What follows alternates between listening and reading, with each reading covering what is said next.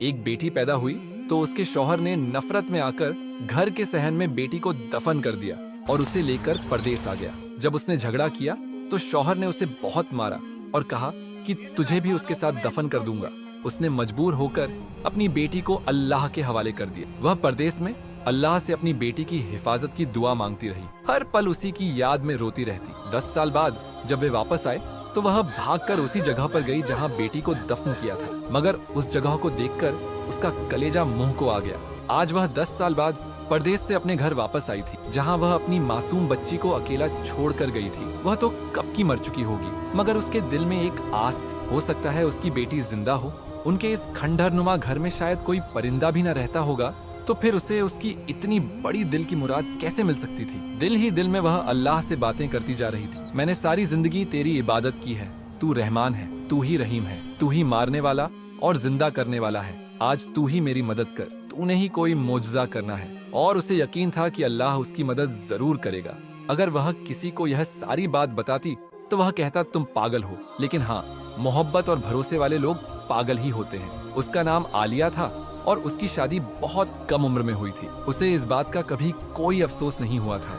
उसने कभी यह सोचा नहीं था कि उसकी जिंदगी में कुछ ऐसा हुआ है जो नहीं होना चाहिए था। उसकी शादी बिल्कुल नॉर्मल हालात में हुई, ना कोई जबरदस्ती थी, ना ही कोई मजबूरी। वह दिल से खुश थी कि उसकी जिंदगी का एक नया सफर शुरू हो रहा है। वो शख्स जिससे उसकी शादी हुई, उसका नाम दिलनवाज था। सुनने में आया था कि वह बहुत गुस्से वाला आदमी है। जब उसका निकाह हुआ और वह दिलनवाज के साथ रुखसत होकर उसके घर आई तो सब ने उसे तरह तरह की बातें सुनाई। किसी ने कहा कि वह बहुत सख्त मिजाज है, किसी ने कहा कि वह किसी की गलती बर्दाश्त नहीं करता, किसी ने कहा कि उसकी नजर में सही और गलत बिल्कुल वाज है, और अगर कोई गलती कर बैठे तो उससे ज्यादा जालिम कोई नहीं।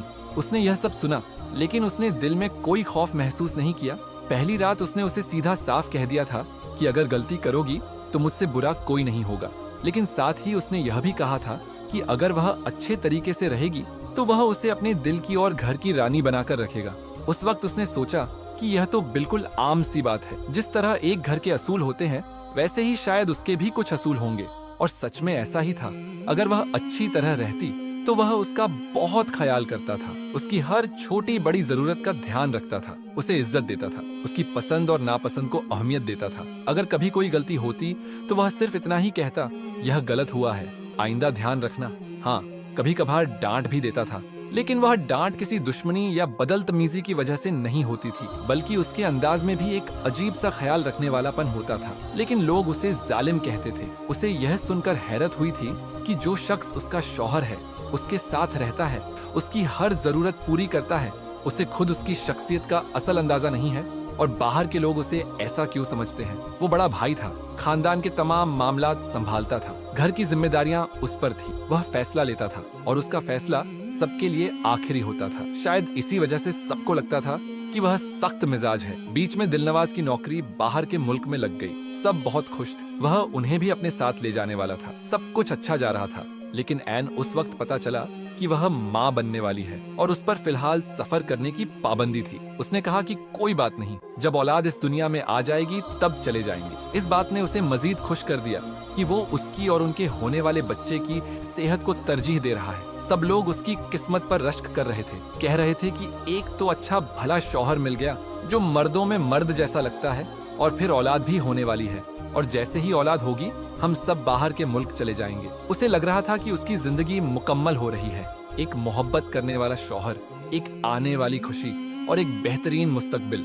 वह खुश थी। उसके शौहर के खानदान में अफराद ज्यादा नहीं थे, सिर्फ वह, उसकी सास और उनकी आने वाली औलाद। उनके अलावा उसके देवर और ससुर पहले ही बाहर के मुल्क में मकीन थे। वहीं उनकी जिंदगी थी, वहीं उनका रोजगार था, और वहीं वह अपनी दुनिया बसा चुके थे। यही वो लोग थे जिन्होंने उसके शौहर के लिए भी वहाँ नौकरी का बंदोबस्त किया था और उसके मुस्तकिल कयाम का इंतजाम भी करवा दिया था। दिलनवाज के लिए एक सुनहरी मौका था, एक नई जिंदगी की तरफ कदम बढ़ाने का। यह लोग खुद को बहुत ऊंचा स्टैंडर्ड वाले समझते थे। उनकी बातों से हमेशा यही जाहिर होता कि वह जिंदगी कोई खास मय्यार पर गुजारना चाहते हैं। वो आम लोगों से कुछ मुख्तलिफ हैं और उनका रहन सहन दूसरों से ज्यादा नफीस और मय्यारी है।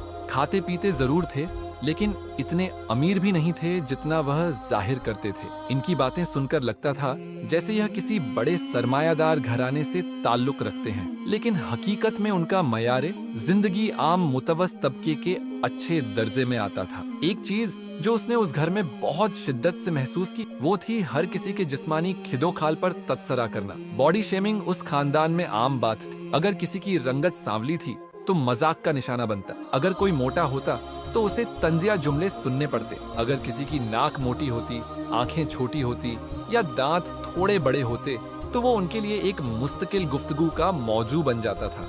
उसने शुरू में सोचा कि शायद यह इत्तेफाकिया बातें हैं, लेकिन फिर उसने महसूस किया कि यह सब उनके लिए मामूल की बात थी। जब भी घर में कोई आता, उसके जाने के बाद घंटों तक उसकी जिस्मानी बनावट और शक्लो सूरत पर तसरे होते रहते। शुरू में उसे यह सब बहुत अजीब लगता था। वह सोचती कि यह लोग दूसरों की जिस्मानी खुसूसियात को लेकर इतनी तफसील से बात क्यों करते हैं, लेकिन फिर उसे एहसास हुआ कि इन सब के लिए बिल्कुल नॉर्मल बात थी। यह उनका रोजमर्रा का मसला था जिसे बदलना मुमकिन नहीं था।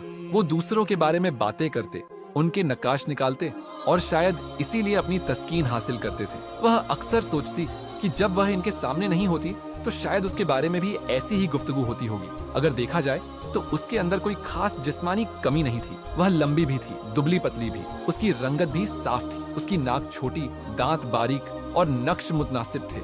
लेकिन फिर भी यह सोचकर अजीब लगता था कि शायद वह भी उनके तजिए का एक मौजू बन चुकी हो। किसी के भी बारे में यूं गुफ्तगू करना अच्छी बात नहीं होती, लेकिन उनके लिए यह सब आम था और वह उसे बदल नहीं सकती थी। उन दिनों उसकी जिंदगी एक नया मोड़ ले रही थी। वह माँ बनने वाली थी। एक नन्ही जान उसके वजूद में परवान चढ़ रही थी। यह एहसास उसके लिए खुशी और उम्मीद का बायस था। जब ये खबर उसके शौहर को मिली तो उसका रद्दे अमल बिल्कुल नॉर्मल था। उसने कोई खास जोश या हैरानी जाहिर नहीं की, बस एक आम सी खुशी के साथ इस खबर को कबूल किया। लेकिन उसने जो बात कही वो उसके लिए कुछ अजीब थी। उसने कहा कि बेटी हो रही है तो इससे कोई मसला नहीं है, अल्लाह की देन है, रहमत है, लेकिन अगर बेटी हो तो फिर खूबसूरत होनी चाहिए, बिल्कुल गुड़िया जैसी। आजकल इंटरनेट पर हम देखते हैं कि कैसी कैसी प्यारी बच्चियां होती, बिल्कुल ढोल जैसी। अगर बेटी हो तो ऐसी होनी चाहिए, वरना अल्लाह बेटा ही दे। उसकी ये बात उसके दिल में एक अजीब सा एहसास छोड़ गई। उसे लगा कि वह सिर्फ बेटी को कबूल करने के लिए भी उसकी जाहिरी शक्ल और सूरत को एक शर्त के तौर पर रख रहा है। जैसे खूबसूरती ना हो तो बेटी होना एक बोझ समझा जाएगा। उसकी सास ने फौरन कहा कि माँ खूबसूरत है, बाप खूबसूरत है तो बेटी क्यों ना खूबसूरत होगी, जैसे यह कोई यकीनी बात हो। जैसे अगर माँ बाप की शक्ल अच्छी हो तो औलाद भी लाजमी हसीन होगी। उसने उनकी बातें सुनी, मगर अंदर से एक बेचैनी सी महसूस। उसने सोचा कि अगर मेरी बेटी आम सी हुई तो, अगर उसके नकुश मुआशरे के तय करदा खूबसूरत मय्यार पर पूरे ना उतरे तो क्या उसके लिए जिंदगी मुश्किल हो जाएगी? क्या वह भी इसी बॉडी शेमिंग का शिकार होगी जो वह इस घर में देख रही थी? यह सब सवालात उसके जहन में गर्दिश करने लगे, लेकिन वह खामोश रही। उसने अपने अंदर पलने वाली उस नन्ही जान को दिल से कबूल कर लिया था, चाहे वह जैसी भी हो। उसके लिए सिर्फ वो एक बच्ची नहीं थी, वो उसकी दुआ थी, उसकी मोहब्बत और उसके वजूद का हिस्सा।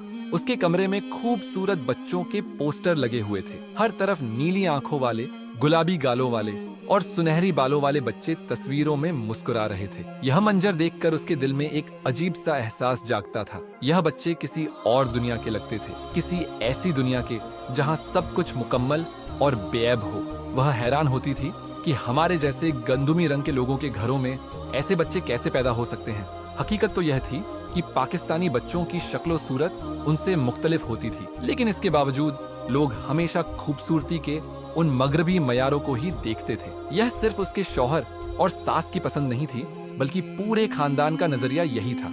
वो खूबसूरती के पुजारी थे। उनके लिए किसी भी चीज का सबसे पहला मयार यही था कि वो जाहिरी तौर पर कैसी दिखती है। उसे आहिस्ता आहिस्ता यह एहसास होने लगा था कि उसकी शादी भी शायद इसी मयार पर की गई थी। वह खूबसूरत थी, इसलिए उसे मुंतखब किया गया। उसकी तारीफें होती थीं, उसकी शक्ल और सूरत की बार बार बात की जाती थी और उसे ऐसे पेश किया जाता था जैसे वह कोई कीमती चीज हो जो इनके मयार पर पूरी उतरी हो। जब वे किसी तकरीब में जाते तो उसे हमेशा सबसे बेहतरीन लिबास पहनने के लिए कहा जाता। उसके शौहर और सास को यह पसंद नहीं था कि वह आम से कपड़ों में जाए। वो उसे खास तौर पर तैयार करवाते, उसके लिए महंगे सूट लाते और उसे ब्यूटी पार्लर भेजते ताकि वह सबसे मुनफिद लगे। जब वह महफिल में जाती तो लोग उसकी तरफ मुतवज्जा हो जाते। उसके शौहर और सास को यही लम्हा सबसे ज्यादा पसंद आता। वो बड़े फक्र से कहते, हमारी बहू है, हम इसे चुनकर लाए हैं, जैसे वह कोई ऐसी चीज हो जिस पर उन्हें दूसरों के सामने फक्र करना है। शुरू में उसे यह सब अच्छा लगता था। कौन सी लड़की ऐसी तारीफें सुनकर खुश नहीं होती? लेकिन आहिस्ता आहिस्ता उसे महसूस होने लगा कि उनकी मोहब्बत उसकी जात के लिए नहीं, बल्कि उसकी जाहिरी खूबसूरती के लिए थी। वह सोचने लगी कि अगर वह आम सी शक्ल की होती तो क्या यह लोग उसे ऐसी इज्जत और मोहब्बत से नवाजते? अगर वह उनके बनाए हुए खूबसूरती के मयार पर पूरी ना उतरती तो क्या उसे भी वही बातें सुननी पड़ती जो उसने उनके घरों में दूसरी औरतों के बारे में सुनी थी? उसका दिल धड़कने लगा जब उसने इस हकीकत को महसूस किया। उसने सोचा कि जब उसकी बेटी पैदा होगी तो क्या यह लोग उसे भी इसी मय्यार पर परखें? अगर वह उनकी पसंद के मुताबिक ना निकली तो क्या वह भी तनकीद और मायूसी का निशाना बनेगी? उसके शौहर ने अब जाने की तैयारी कर ली थी। वो बेहद खुश था, जैसे कोई बहुत बड़ी कामयाबी उसके करीब आ रही हो। उसका कहना था कि ज्यादा वक्त जाया नहीं करेंगे, बस बेटी दुनिया में आ जाए फिर फौरन रवाना हो जाएंगे। वह सब कुछ पहले से तय कर चुका था। उसने उससे कहा था कि अपने बैग भी अभी से तैयार कर लो, क्योंकि बाद में यह सब कुछ करना मुश्किल हो जाता है। उसने भी अपने बैग पैक कर लिए थे। उसने छोटे छोटे कपड़े भी रखे थे जो उसने अपनी बेटी के लिए खरीदे थे, नरम गुलाबी रंग के कपड़े जो उसने बड़े शौक से लिए थे। उसने हर चीज का ख्याल रखा था कि जब वह दुनिया में आए तो उसे किसी चीज की कमी ना हो। डॉक्टर ने उसे बता दिया था कि वक्त करीब है, इसी हफ्ते उसकी औलाद दुनिया में आ जाएगी। उसकी सास और शौहर दोनों बहुत पुरजोश थे। वो अक्सर बैठकर मुस्तकबिल के बारे में बातें करते, कैसे वे मुल्क के बाहर जाकर एक नई जिंदगी शुरू करेंगे, कैसे वहाँ सब कुछ बदल जाएगा। उनके ख्वाब बहुत बड़े थे और उन ख्वाबों में सब कुछ था, लेकिन कहीं ना कहीं उसने महसूस किया कि इन ख्वाबों में मोहब्बत, एहसास या जज्बात की वह गहराई नहीं थी जो वह चाहती थी। उसके अंदर एक हल्की सी बेचैनी थी, एक अजीब सा खौफ जो वह किसी से कह नहीं सकती। उसने अपनी आने वाली बेटी के लिए दुआ की, उसके लिए अपने दिल में बेपनाह मोहब्बत महसूस की। वह जानती थी कि वो चाहे कैसी भी हो, उसके लिए सबसे खूबसूरत होगी। लेकिन क्या यह दुनिया भी उसे इसी नजर से देखेगी? यह सवाल उसके जहन में गूंज की तरह मौजूद था और उसका कोई जवाब उसके पास नहीं था। कभी कभी इंसान कुछ ऐसा कर गुजरता है जिसकी उससे कभी उम्मीद ही नहीं होती, और बाज औकात जिंदगी कुछ ऐसे मोड़ पर ले आती है कि जो भयानक ख्वाब लगता है लेकिन वो हकीकत होता है। उसके साथ भी कुछ ऐसा ही होने वाला था, बल्कि हो चुका था, और वह कुछ भी ना कर सकी। उसकी बेटी की विलादत हो गई थी। उसकी बेटी इस दुनिया में आ चुकी थी। जैसे ही उसने उसे दूर से देखा, उसके दिल में एक अजीब सा एहसास पैदा हुआ। शायद यह वो माँ की मोहब्बत थी जिसका उसने हमेशा तस्वुर किया था, लेकिन इस मोहब्बत में एक हल्की सी हैरानी भी शामिल थी। उसने डॉक्टर से पूछा, डॉक्टर, ये मेरी बेटी है? डॉक्टर ने मुस्कुराकर कहा, जी हाँ, यही आपकी बेटी है। लेकिन आपने ऐसा क्यों पूछा? उसने हिचकिचाते हुए कहा, पता नहीं, वो मुझे कुछ अजीब सी लग रही है। डॉक्टर ने नरमी से समझाया, कुछ बच्चे जब पैदा होते हैं तो उनके जिस्म को मुकम्मल ऑक्सीजन नहीं मिलती, जिसकी वजह से वह हल्के स्याही माइल लग सकते हैं। लेकिन जैसे ही उन्हें हवा मिलती है और खून की रवानी बेहतर होती है, उनका रंग नॉर्मल हो जाता है। उसने डॉक्टर की बात सुनी, लेकिन उसके दिल में अजीब सी बेचैनी थी। वह उसके एहसासात को महसूस करते हुए बोली, अरे हर तरह के बच्चे पैदा होते हैं और शुरू में सभी बच्चे एक जैसे नहीं होते। आप फिक्र ना करें, कुछ दिनों में सब कुछ ठीक हो जाएगा। उसने जबरदस्ती खुद को तसल्ली दी, लेकिन अंदर ही अंदर उसे महसूस हो रहा था कि कुछ ठीक नहीं है। उसकी बेटी जैसे ही उसके शौहर और सास के पास गई, वहाँ एक तूफान खड़ा हो गया। वह भी अस्पताल में ही थी, लेकिन नर्स ने उसे बताया कि वह दोनों फौरन ही उसे देखकर मायूसी का इजहार करने लगे। यह तो बिल्कुल काली है, उसकी सास की आवाज गूंजी थी। इसकी तो नाक कितनी चिपटी है, उसके शौहर ने बददिल होकर कहा था। वहीं खड़े दूसरे लोग भी हैरत से यह सब सुन रहे थे। उसके शौहर और सास की मायूसी और नफरत भरे जुमले गोया पूरे अस्पताल में गूंज रहे थे। जब वह अस्पताल से घर आई तो उसके जख्म अभी ताजा थे, लेकिन उन दोनों के अल्फाज उसके दिल पर जख्म कर चुके थे। उसने सोचा कि यह सब वक्त गुस्सा है और वह जल्दी अपनी बेटी को कबूल कर लेंगे, लेकिन उसके शौहर ने एक बार भी अपनी बेटी को गोद में नहीं उठाया, ना ही उसे प्यार से देखा।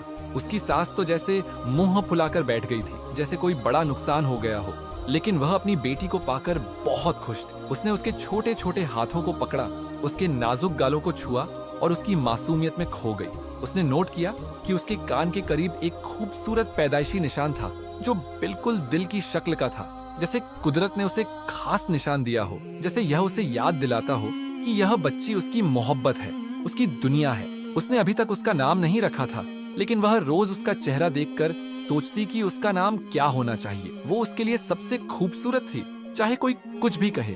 एक दिन अचानक उसके शौहर ने कहा कि उन्हें एक दावत में जाना है। वह हैरान हुई कि इतनी जल्दी बाहर जाना कैसा, लेकिन उसने ज्यादा सवाल नहीं की। वो उसे खास तौर पर तैयार करवाने ले गया, जैसे किसी बड़ी तकरीब में जा रहे हो। उसने अपनी बेटी को सास के पास छोड़ा और चली गई। लेकिन जब वे उस जगह पहुंचे तो यह कोई घर नहीं था, यह एयरपोर्ट था।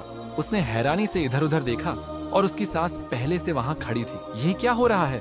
उसने परेशानी से पूछा। उसकी नजर फौरन उसकी सास के हाथों की तरफ गई, लेकिन उसकी बेटी कहीं नजर नहीं आई। उसका दिल एकदम से धड़कने लगा। मेरी बेटी कहाँ है? उसने घबराकर पूछा। उसके शौहर ने नजरें चुराई और उसकी सास ने चुपचाप एक तरफ देखना शुरू कर दिया। चलो, फ्लाइट लेट हो रही है। उसके शौहर ने उसका हाथ पकड़कर तेजी से आगे बढ़ने की कोशिश की। लेकिन मेरी बेटी कहाँ है? उसने रोते हुए कहा, लेकिन कोई जवाब नहीं दिया गया। उसे जबरदस्ती फ्लाइट में बिठा दिया गया। वह मुसलसल चीखती रही, रोती रही, इल्तिजा करती रही कि उसे उसकी बेटी के पास वापस ले जाया जाए, लेकिन किसी ने उसकी एक न सुनी। उसके शौहर ने आखिरकार ठंडी आवाज में कहा, ऐसी बेटी को साथ लेकर जाएंगे तो गोरों के शहर में लोग हम पर हंसेंगे। यह अल्फाज उसके कानों में आग की तरह उतर गए। उसकी सांस रुकने लगी, उसकी दुनिया अंधेरी हो गई। बस छोड़ दिया उसे, वो वहीं रहेगी जिसकी वो किस्मत है। यह आखिरी अल्फाज थे जो उसने सुने। उसके बाद हर चीज धुंधला गई। उसने चीखना चाहा, शोर मचाना चाहा, लेकिन उसके अंदर से कोई आवाज नहीं निकल रही थी। जब उसकी आंख खुली तो उसे लगा कि वह किसी गहरे ख्वाब में थी, लेकिन हकीकत उससे भी ज्यादा भयानक थी। वह अस्पताल के बिस्तर पर थी। उसकी सारी दुनिया बदल चुकी थी। यह कहाँ हूँ मैं? उसकी आवाज कमजोर थी। एक नर्स ने आकर बताया, आप कोमा में चली गई थी। आपकी जहनी हालत बहुत मुतासिर हुई थी। उसे समझ नहीं आ रहा था कि यह सब कैसे हुआ। 10 दिन गुजर चुके थे। वह एक अजनबी मुल्क में थी और उसकी बेटी, उसकी मासूम बेटी, जो उसने अपने दिल से ज्यादा अजीज रखी थी, वो उससे छीन ली गई थी। उसकी चीखें उसके अंदर दब गईं। वह जिंदा तो थी, लेकिन अंदर से मुर्दा हो चुकी थी। जब उसने होश संभाला तो हकीकत किसी भयानक ख्वाब से भी ज्यादा खौफनाक थी। उसकी बेटी उससे छीन ली गई थी और वह एक अजनबी मुल्क में बेसहारा एक ऐसे शख्स के साथ कैद थी जिसे दुनिया जालिम कहती थी। आज उसे उसकी असलियत का मुकम्मल एहसास हो चुका था। वो वाकई जालिम था। जो शख्स अपनी ही बेटी को माँ से जुदा कर सकता है, वो किसी का भी नहीं हो सकता। जैसे ही वह मुकम्मल तौर पर सेहतयाब हुई, उसने अपने शौहर से सवालात की बौछार कर दी। उसने उससे पूछा, तुम मेरी बेटी को छोड़कर कैसे आ सकते थे? वह तो अभी इतनी छोटी थी। वो उसके सवालों से बचने की कोशिश करता रहा, लेकिन वह पीछे हटने वाली नहीं। आखिरकार उसने सर्द लहजे में कहा, मैंने इंतजाम कर दिया था। यह जुमला उसके दिमाग में गूंजने लगा। कौन सा इंतजाम? क्या एक माँ से उसकी औलाद छीन लेना इंतजाम कहलाता है? वह जानना चाहती थी कि उसका असल मतलब क्या था।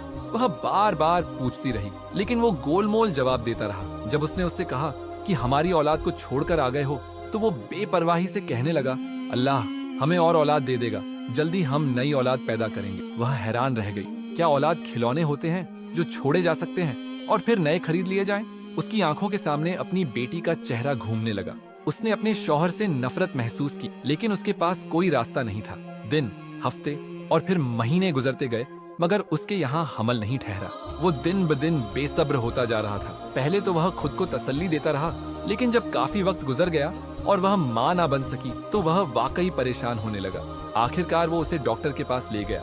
उसने देखा कि वह पहले की तरह पुरएतमाद नहीं था। डॉक्टर ने कुछ टेस्ट किए और जब रिपोर्ट्स आई तो उसने संजीदा लहजे में कहा, आपकी बीवी अब कभी भी माँ नहीं बन सकेगी। ये जुमला उसके शौहर के लिए बिजली से कम ना था। यह कैसे हो सकता है? उसने हैरान होकर कहा, यह तो एक बच्ची को जन्म दे चुकी है। डॉक्टर ने वजाहत की, जी हाँ, ऐसा होता है। बाज औकात औरत एक बार माँ बनने के बाद किसी जिस्मानी या हार्मोनी मसले की वजह से दोबारा हामला नहीं हो सकती। आप जितना मर्जी इलाज करवा लें, कुदरत का फैसला बदल नहीं सकता। उसका शौहर हैरान रह गया। वो जो नई औलाद के ख्वाब देख रहा था, उसके सारे ख्वाब बिखर गए थे। लेकिन उसने उस लम्हे अल्लाह की कुदरत का इंसाफ महसूस किया, जिसने अपनी बेटी को खुद से जुदा किया। उसे अल्लाह ने दोबारा बाप बनने का हक नहीं दिया। उसका शौहर फौरन ही इलाज के मुख्तलिफ तरीके ढूंढने लगा।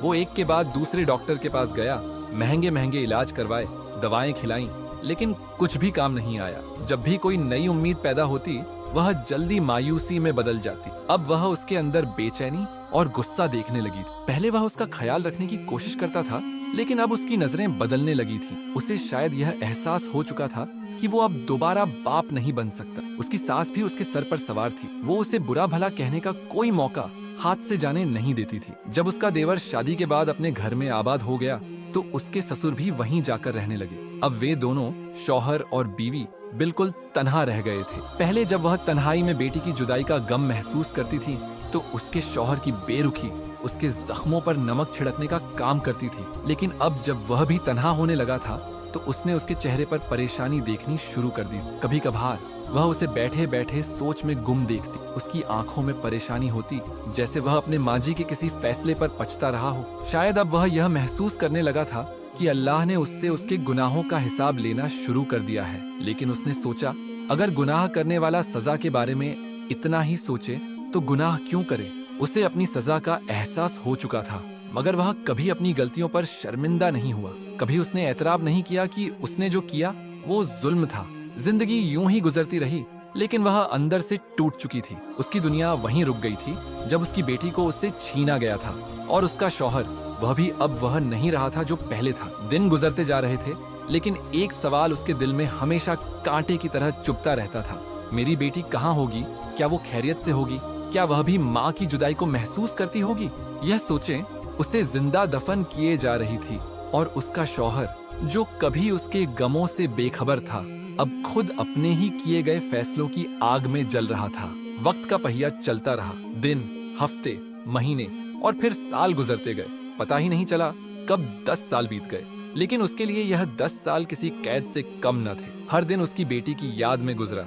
हर लम्हा उसने उसकी जुदाई का दुख महसूस किया। उसने खुद को कभी भी उस गफलत में मुब्तला नहीं होने दिया कि मैं उसे भूल जाऊं। वह उसे कैसे भूल सकती थी? वह तो उसके वजूद का एक हिस्सा थी। उसका खून, उसका दिल, उसकी सांसें। कई रातें ऐसी थीं जब वह अपनी बेटी के बारे में सोचते सोचते रोते हुए सो गई थी। कभी कभी वह ख्वाब में उसे देखती, कभी वह उसके करीब होती, कभी किसी अजनबी जगह पर खोई होती और वह उसे ढूंढने की कोशिश कर रही हो। वह हर ख्वाब से तड़प कर जागती और उसकी आंखें भीगी होती। उसके शौहर के साथ उसका ताल्लुक अब महज एक रस्मी ताल्लुक रह गया था। वो उसके लिए अजनबी हो चुका था और शायद वह भी उसके लिए बदल गई थी। उसने उसके साथ रहना छोड़ दिया था। कम बोलती थी, कम सुनती थी और दिल में सिर्फ एक ही मकसद था, अपनी औलाद को तलाश करना। इन 10 सालों में उसने एक पल के लिए भी अल्लाह से दुआ करना नहीं छोड़ा। वह रोज सूर यासीन पढ़कर अपनी बेटी की हिफाजत के लिए अल्लाह से फरियाद करती थी। उसने अल्लाह से कहा था, या अल्लाह, मैं अपनी बेटी को तेरे सुपुर्द करके आई थी। मैं उसे छोड़कर नहीं आई थी। तू उसकी हिफाजत फरमा,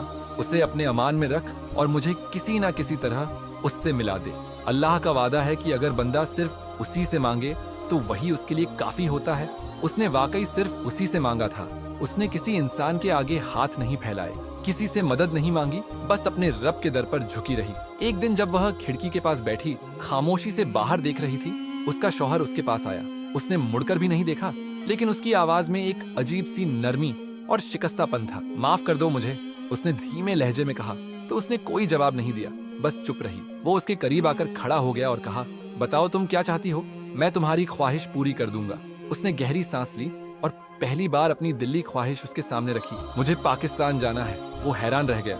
शायद उसने सोचा भी नहीं था कि वह ऐसा कुछ मांगेगी। किस लिए? उसने सवाल किया। मैं अपने माँ बाप से मिलने जा रही हूँ, उसने मुख्तसर जवाब दिया। वो कुछ लम्हे उसे देखता रहा, फिर बोला, तुम जाकर क्या करोगी? इतने साल गुजर गए हैं, सब कुछ बदल चुका होगा। मैं यह जाकर देखूंगी।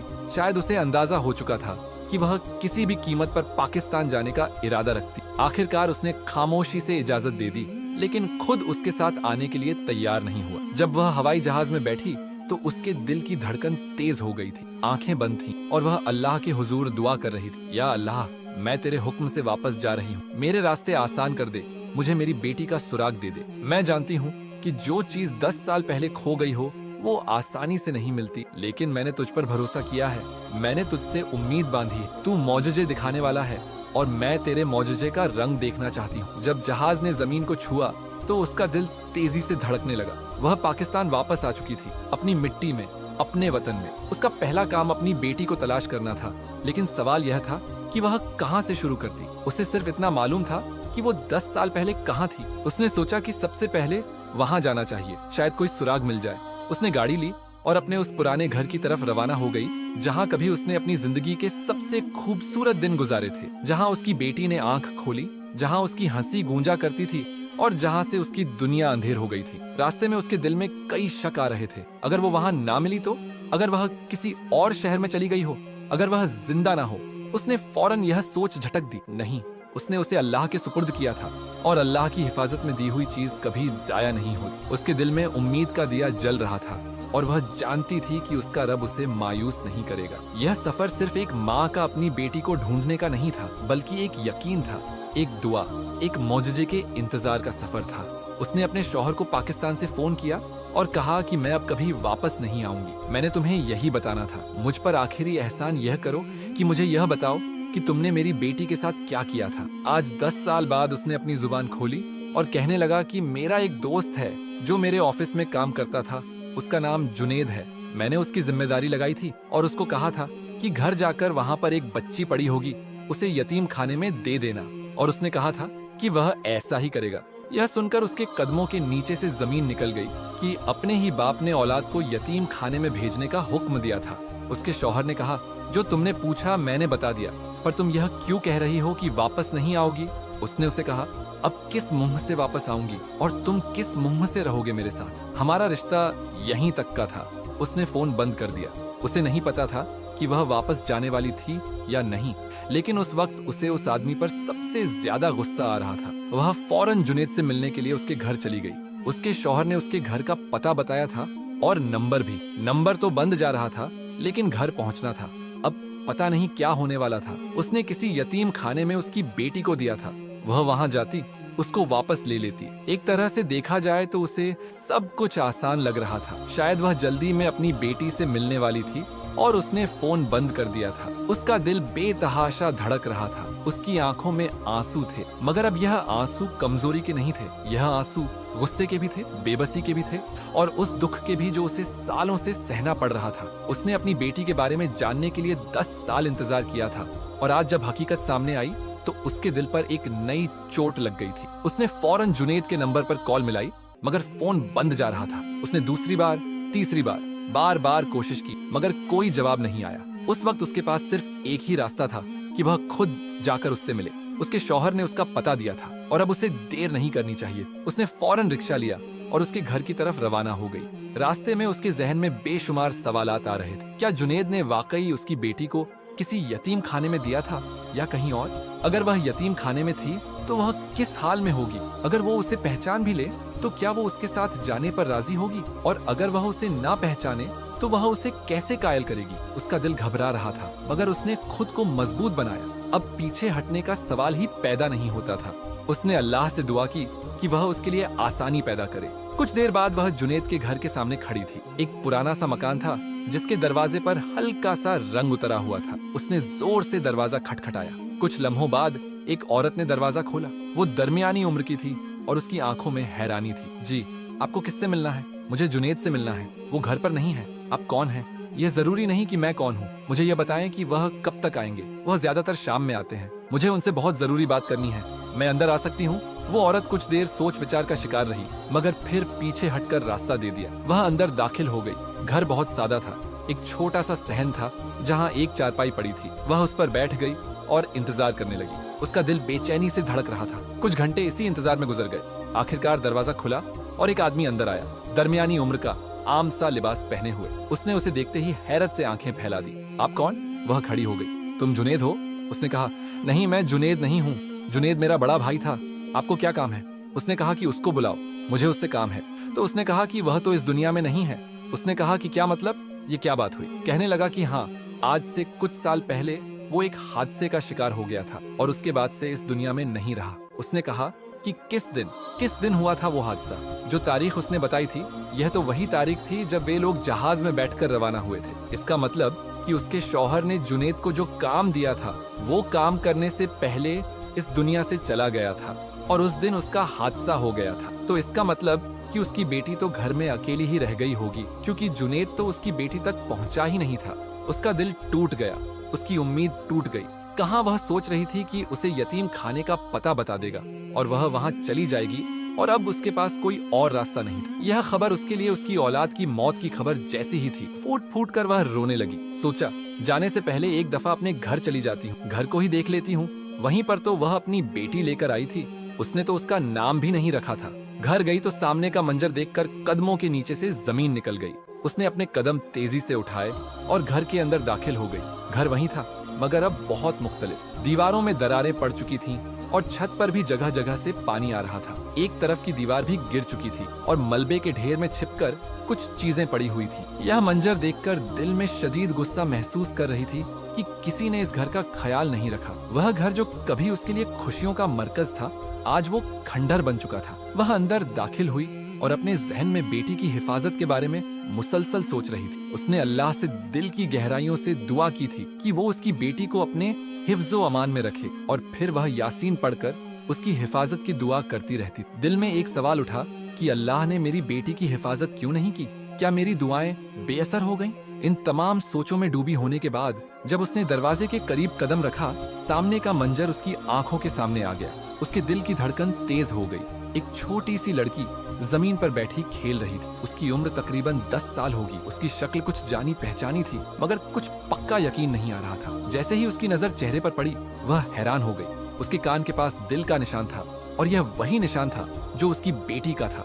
उसके जिस्म में सनसनी सी दौड़ गई और वह फौरन पास दौड़ पड़ी। उसके कदम बेइख्तियार तेज हो गए। उस बच्ची को गले लगाते हुए उसकी आंखों से बेतहाशा आंसू बहने लगे। वह बेइख्तियार रोने लगी और वह बस यही कह रही थी, मेरी बेटी, मेरी बेटी। बच्ची भी उसके सीने में सर रखकर रोने लगी और वह उसकी आगोश में आकर कहना शुरू हो गई, माँ, माँ।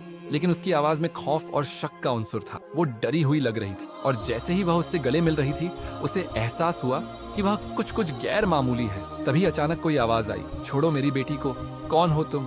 यह आवाज उसने पहचानी थी। उसने पलट कर देखा तो उसकी आंखें फटी की फटी रह गईं। वो कोई और नहीं, उसकी हमसाई नज़मा थी। उसने नज़मा को पहचान लिया और उसका दिल दहल कर रह गया। यह क्या माजरा था? उसके और नज़मा के दरमियान एक लम्हे के लिए खामोशी छा गई। उसकी बेटी उसके साथ थी, मगर नज़मा की मौजूदगी ने एक नई पेचीदगी पैदा कर दी थी। उसकी बेटी ने नज़मा को देखा और फौरन उसकी तरफ दौड़कर उसके गले लग गई। नज़मा ने नरम लहजे में कहा, तू घर जा, मैं आती हूँ। उसके बाद वह उसे टूटी हुई दीवार से दूसरी तरफ के घर की तरफ ले गई। अब वह और नज़मा आमने सामने खड़े थे और दोनों की आंखों में बेशुमार सवालात थे। नज़मा की आंखों में हैरानी और परेशानी की झलक थी और उसके दिल में बेचैनी थी। वे दोनों एक दूसरे की तरफ देखते हुए खामोश खड़े थे और किसी को भी समझ नहीं आ रहा था कि अब क्या कहना चाहिए। नज़मा की बातों ने उसके दिमाग को उलझा दिया था, क्योंकि वह हमेशा जानती थी कि नज़मा की कोई औलाद नहीं थी। वह बांझ थी और उसकी कभी भी बच्चा पैदा करने की उम्मीद नहीं थी। और आज वो उसकी बेटी आरजू को अपने साथ लेकर बैठी थी। वह उसका असल मतलब समझने की कोशिश कर रही थी। उसने कहा, हाँ, ये तुम्हारी ही बेटी है, लेकिन पहले तुम बताओ कि तुम क्यों छोड़कर चली गई थी? यह सुनकर उसने आहिस्ता आहिस्ता अपनी कहानी शुरू की। उसने नज़मा को बताया कि किस तरह उसका शौहर उसे और उसकी बेटी को छोड़कर चला गया था और फिर किस तरह उसने उसे मजीद तकलीफ दी। नज़मा ने सारी कहानी सुनकर गहरी सांस ली और कहा, यह तो बहुत गलत हुआ।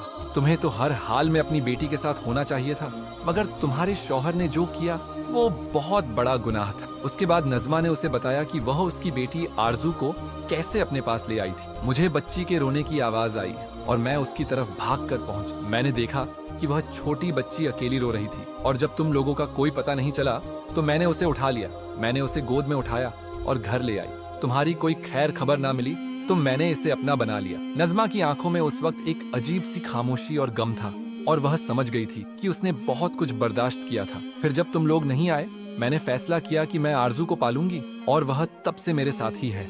नज़मा ने कहा। उसने फौरन सवाल किया, तुम्हारी जिंदगी कैसे गुजरी? तो नज़मा ने बताया कि उसका शौहर दूसरी शादी करके चला गया था और उसे तलाक दे दी थी। मेरे शौहर ने मेरी बांझपन की वजह से मुझे छोड़ दिया। नज़मा ने कहा, मैंने खुद मेहनत की, मजदूरी की और अपनी जिंदगी गुजारने की कोशिश की। उसके दिल में एक गम की लहर दौड़ गई।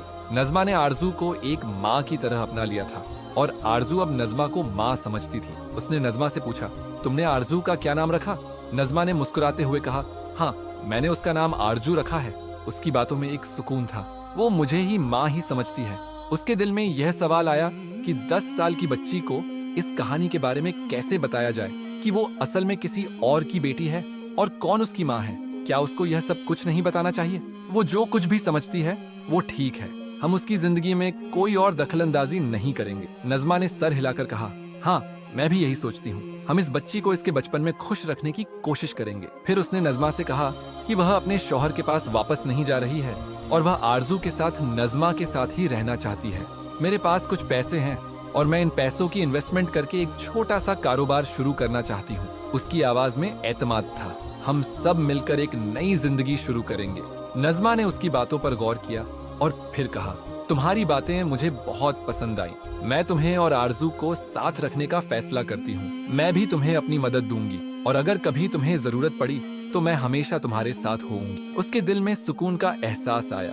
नज़मा ने न सिर्फ उसकी बेटी को गोद लिया था बल्कि उसकी जिंदगी को भी एक नया रास्ता दिखाया था। उसने उसे शुक्रिया कहा और फिर वे दोनों ने एक दूसरे की तरफ मुस्कुराकर देखा। जिंदगी का नया अध्याय शुरू होने वाला था और वे सब एक साथ उसकी तरफ बढ़ रहे थे। इस मौके पर उसने दिल में अल्लाह का शुक्र अदा किया जिसने ऐसे लोगों को भेजकर उसके लिए रास्ता आसान कर दिया था और वे सब एक नए सफर पर निकलने वाले थे और इस सफर में उनका साथ एक दूसरे का था। अब उसकी जिंदगी का अगला कदम था कि वह आरजू के साथ एक नई मंजिल की तरफ बढ़े और नज़मा के साथ मिलकर वे अपने नए ख्वाबों को हकीकत में बदले और वह उसके साथ ही रहने वाली है। शुरू में आरजू थोड़ी हिचकिचाई मगर नज़मा की मोहब्बत और देखभाल ने उसके दिल पर एतमाद पैदा किया था। कुछ दिनों बाद उसने आरजू को सिखाया कि वो उसे छोटी अम्मी कहकर पुकारे। यह छोटा सा कदम उसके दिल में बहुत सुकून लाया था। उसे अपनी बेटी वापस मिल गई थी और उसकी दुआएं वाकई जाया नहीं गई। अल्लाह ने उसे अपना मौजूजा दिखाया था वरना उसकी जिंदगी में यह लम्हे